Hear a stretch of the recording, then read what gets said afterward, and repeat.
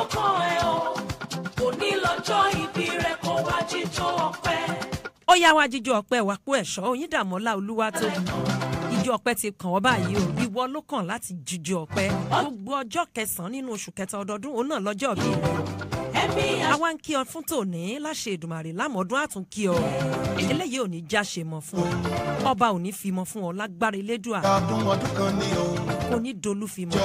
Ẹ̀mí rẹ̀ ó ṣe ọ̀pọ̀lọpọ̀ ọdún lókè èèpẹ̀. Ojú rẹ̀ yóò mọ̀ rọ́dún.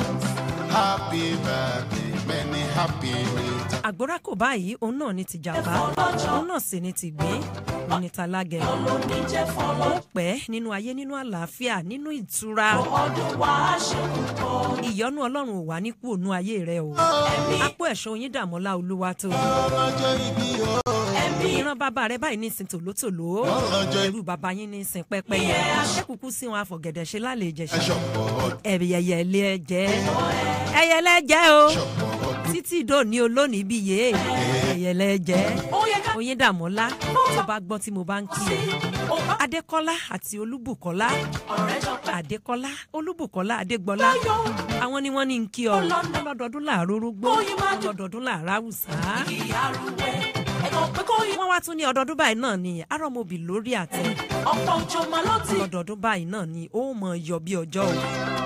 Ẹ̀mí rẹ̀ ó ṣe ọ̀pọ̀lọpọ̀ ọdún láyé. Happy birthday to you. Apoeso Oyindamola Oluwatobi ọmọ rẹ̀ bí yán. Ẹ̀mí rẹ̀ ó ṣe ọ̀pọ̀lọpọ̀ ọdún láyé.